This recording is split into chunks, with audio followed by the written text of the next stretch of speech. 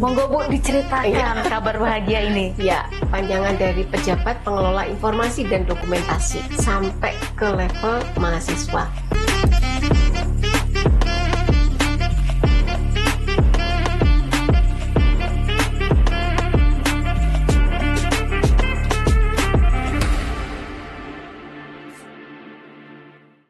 Halo teman-teman, welcome back to podcast Let's Talk. Pada episode kali ini kita akan membahas prestasi kampus tercinta kita Universitas Brawijaya yang telah 6 kali berturut-turut mendapatkan kualifikasi informatif dalam anugerah keterbukaan informasi publik. Seperti apa? Kita akan ngobrol bersama dengan Ibu Sulfaida Penatagama. Assalamualaikum Bu Ida.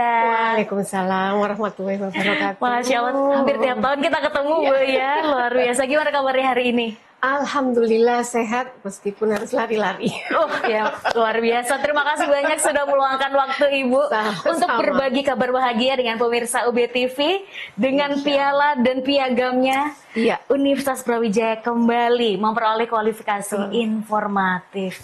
Monggo Bu, diceritakan kabar bahagia ini. Ya, oke.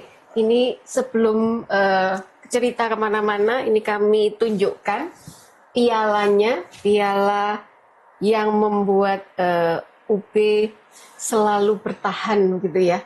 Jadi 6 kali berturut-turut itu tidak mudah karena berdasarkan pengalaman kami melihat ada beberapa perguruan tinggi itu yang sempat turun dari informatif menuju informatif, jadi nilainya turun. Itu tahun ini bahkan ada hampir puluhan ya, belasan mungkin ya, yang turun dari informatif menjadi menuju informatif, bahkan ada yang kurang informatif.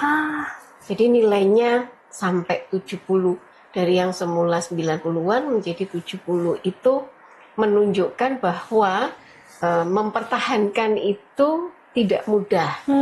Jadi kalau dilihat dari sesama PTNBH, UB itu bertahan dari seluruh PTNBH sejak tahun 2019 itu selalu informatif. Dan alhamdulillah kita berharap tidak pernah turun nilainya Amin. di bawah 90 karena kita berharap kita selalu 90 ke atas nilainya. Jadi alhamdulillah sampai detik ini kita selalu 95 ke atas. Wah, luar biasa. Turut berbangga Bu menjadi bagian dari Universitas Brawijaya. Tapi tentunya ini bukan hal yang mudah. Tadi Ibu juga sudah sampaikan. Bagaimana sih kerja keras tim untuk bisa mempertahankan ini? Ya, jadi kalau kita lihat di keterbukaan informasi publik yang selalu dimonitoring dan evaluasi oleh Komisi Informasi Pusat, itu memang dituntut kita sebagai badan publik itu memang wajib selalu berinovasi. Jadi kewajiban badan publik memang melakukan terobosan khususnya untuk informasi.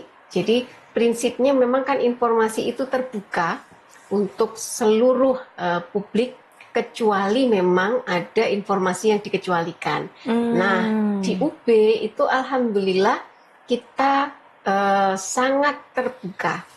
Apapun yang memang ada di undang-undang harus dibuka, kita buka. Termasuk pengadaan barang dan jasa. Nah, untuk beberapa tahun belakangan ini memang yang agak berat itu di pengadaan barang dan jasa. Ternyata ada beberapa badan publik yang kesulitan.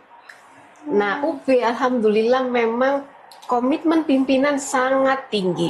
Sehingga kita bisa menyajikan informasi bahkan untuk pengadaan barang dan jasa. Di UB kita punya Sila Petro, jadi orang bisa melihat kapan ada pengadaan barang, terus kemudian berikutnya apa saja informasi yang bisa diketahui itu bisa langsung diakses di Sila Petro. Nah, ini kelebihan yang mungkin tidak semua PTNBH itu berkenan.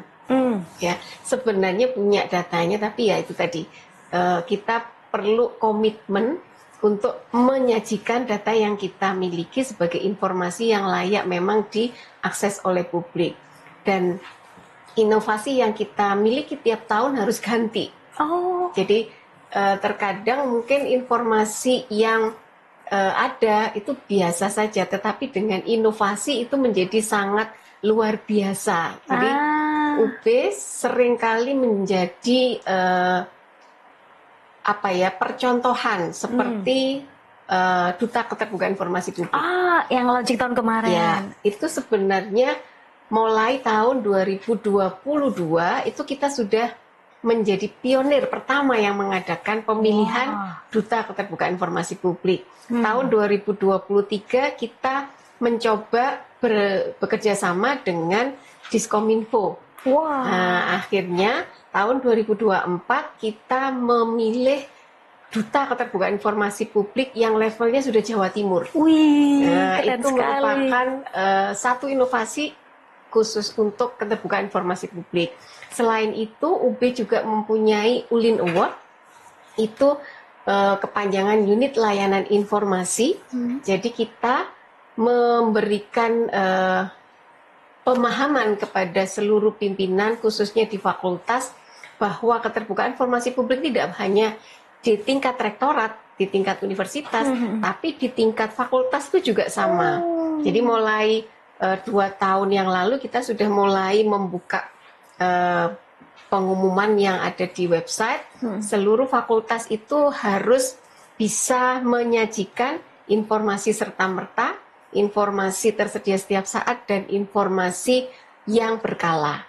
Dan itu harus seluruh fakultas menyajikan. Ini juga merupakan satu inovasi yang belum juga direplikasi di perguruan tinggi negeri lain. Kalau yang Duta Keterbukaan Informasi Publik sudah direplikasi. Jadi beberapa perguruan tinggi negeri lain itu sudah melakukan hal yang sama. Dan tahun ini, tahun 2025 kita punya kolaborasi dengan ITS dan UNER. Kita akan membuat kolaborasi untuk pemilihan Duta Keterbukaan Informasi Publik yang levelnya naik lagi di tingkat yang lebih tinggi lagi. Nah, ini inovasi-inovasi yang mungkin harus kita cari terus supaya tidak hanya bisnis as usual yang kita lakukan dalam melayani permohonan informasi publik, tapi ada inovasi yang lebih seperti pelayanan yang ada di lantai 1 gedung rektorat. Itu salah satu contoh bahwa komitmen UB dalam memberikan pelayanan terhadap informasi juga sangat bagus. Sekarang sudah ada Alma, mesin Alma, anjungan layanan mandiri. Itu kan mahasiswa dengan mudah mengakses, melihat, dan mencetak sendiri. Mencetak sendiri surat keterangan aktif mereka. Nah, ini kalau tidak ada komitmen dari pimpinan, maka hal itu mustahil. Kalau zaman dulu harus antri dulu Bu ya, keluarnya lama. Sekarang tinggal masukin NIM, langsung keluar. Langsung keluar. Dan ini HP ini juga merupakan sarana media yang paling efektif, karena di HP ini bentuk komitmen pimpinan di Gapura. Kalau kita buka Gapura itu kan semua informasi ada di situ. Mulai dari berita, apa headline yang ada di UB itu ada di Prasetya. Itu bisa kita baca di sana. Kita mau absen, presensi ada di sana. Kemudian kita mau lihat remun kita sudah turun atau belum, itu sudah juga bisa ada di HP kita di Gapura. Semua sistem yang ada di UB itu sudah bisa diakses dengan mudah. Jadi mulai Siado, Simpel, Siakat, Siam, semuanya. Semuanya itu bisa diakses oleh Sivitas Akademika. Nah, ini yang harus dipertahankan, dan kita mulai lagi tahun ini dengan mengintegrasikan beberapa pelayanan publik. Harapannya tahun ini di bawah sudah ada pusat layanan terpadu. Nah, itu mulai lagi dengan inovasi yang terus kita perbarui terus. Luar biasa. Tiap tahun makin beban juga Bu ya. Lagi nih ya inovasinya. Saya penasaran dengan yang tadi tentang Duta Keterbukaan Informasi Publik itu. Sepak terjangnya setelah terpilih itu seperti apa sih sebenarnya nanti? Jadi Kalau duta keterbukaan informasi publik ini bahasa singkatnya itu mereka kepanjangan tangan PPID.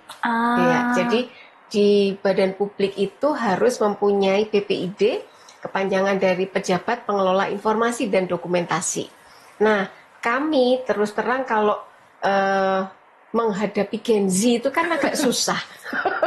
Karena usianya sudah jauh. Usia Gen Z itu adalah seusia anak saya. Masya Allah. Jadi kalau mengimplementasikan apa yang jadi amanat undang-undang itu kita butuh kepanjangan tangan yang memang circle-nya sama. Nah, kalau sudah terpilih mereka menjadi bagian dari PPID untuk menyebarluaskan informasi yang ada. Kalau ada penipuan lewat email, penipuan lewat WA, mereka akan menyebarkan informasi lewat medsosnya masing-masing. Karena kita juga memilih duta ini yang followernya yang banyak. Wah, influencer gue ya berarti. Dengan melalui mereka segera informasi cepat tersampaikan. Persyaratannya berarti harus mahasiswa aktif, Bu? Aktif, dan kita ada proses seleksi 3 tahap. Mulai dari ujian tulis, kemudian ada ujian wawancara juga, wawancara yang terakhir, ada juga nanti sebelum itu ada pelatihan. Jadi semacam pembinaan selama 3 hari berturut-turut. Jadi memang ada seleksinya supaya memang tidak hanya good looking, tetapi good thinking juga. Mantap banget. Jadi proses seleksi itu memilih betul-betul yang siap terjun ke lapangan ya Ibu. Betul, yang mereka juga loyal untuk menyampaikan informasi yang urgent harus segera disampaikan. Oke, baik. Ya. Berikutnya tadi sempat disampaikan juga yang itu sebenarnya saya sering lihat di sosmed viral juga. Ada nggak nih di kampus kamu yang tadi itu loh Bu bisa ngeprint langsung keaktifan. Nah, Alma tadi itu. Betul. Itu kampus lain kira-kira sudah ada belum? Kalau kemarin kita sempat muter ke beberapa kampus, nampaknya belum. Belum ada. Jadi dari sisi teknologi itu kita juga mengawali seperti UB Care itu yang mengelola keluhan, itu di kampus lain itu juga setelah kita benchmark beberapa belum ada, dan setelah kita ketemu lagi ternyata kami akan buat seperti yang dipunyai oleh UB. Keren banget. Jadi memang itu menjadi kebanggaan kami juga kalau inovasi yang ada di UB itu direplikasi di tempat PPID yang lain. Itu luar biasa. Kami sangat senang karena artinya kami menjadi semacam guru. Kalau muridnya itu sukses, kami kecipratan pahalanya. Masya Allah, amal jariah Ibu ya. Itu yang dicari, selain tidak menutup kemungkinan selalu mengembangkan inovasi yang ada. Tapi saya penasaran ketika nanti perguruan tinggi lain atau ada badan publik lain yang mereplikasi inovasi-inovasi, penilaiannya bagaimana Bu nanti untuk ke tahun-tahunnya? Ya, kalau replikasi itu biasanya kita selalu mencari inovasi yang lainnya. Jadi kalau ini sudah direplikasi, apa nih yang baru yang belum punya? Harus setiap tahun ada. Dan alhamdulillah dengan kita sering benchmark ke pemerintahan provinsi, idenya selalu muncul. Karena perguruan tinggi itu sepak terjangnya jauh berbeda dengan pemerintahan. Jadi pemerintahan daerah, pemerintahan kota atau provinsi itu mereka selalu punya ide-ide yang sangat menarik karena mereka langsung terjun ke masyarakat. Nah, kalau di perguruan tinggi kan stakeholdernya mahasiswa, tendik, mungkin masyarakat akademisi. Sementara kalau di Pemprov atau Pemda itu kan langsung masyarakat dari mulai kalangan atas sampai kalangan yang bawah. Jadi inovasinya seringkali muncul setelah kita benchmark ke Pemprov. Seperti UB Care itu juga namanya dulu e-complain, kemudian rebranding menjadi UB Care itu juga dari nama yang ada di NTB, Pemprov NTB, itu ada NTB Care. Nah, kita mengadopsi nama itu karena UB tidak hanya care dengan kritikan, tetapi apresiasi juga. Sehingga yang dulu e-complain yang kesannya negatif, ini kita ganti menjadi UB Care. Kita care dengan apapun yang disampaikan. tidak hanya komplain tapi apresiasi, silakan saja dimasukkan di sana. Ih, luar biasa. Pertanyaan terakhir Ibu, berkaitan dengan yang sudah dicapai oleh UB 6 tahun berturut-turut, pesannya kepada seluruh sivitas akademika di Universitas Brawijaya tentang prestasi ini seperti apa? Monggo. Ya, kalau ini keterbukaan informasi publik itu tidak bisa hanya dikelola oleh satu orang. Ini PPID itu menyeluruh.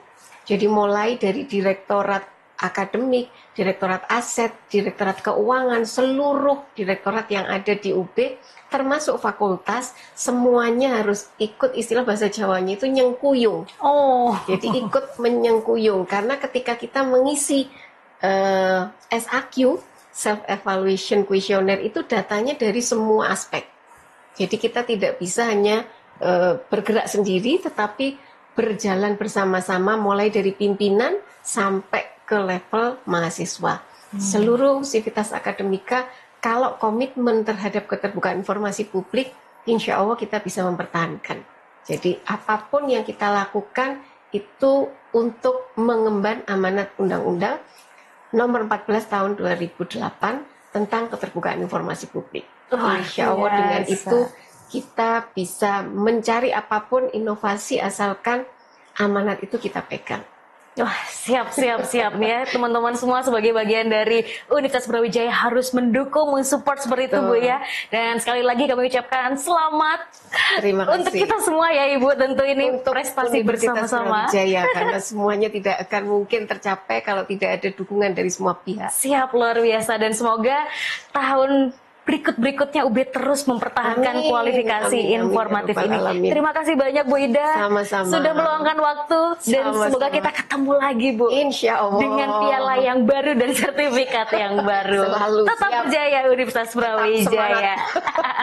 Dan teman-teman semua, terima kasih sudah menonton di episode kali ini. Semoga ini menambah knowledge kita dan kita juga semakin aware terhadap kampus tercinta kita Universitas Brawijaya. Sampai jumpa di episode berikutnya. Bye-bye.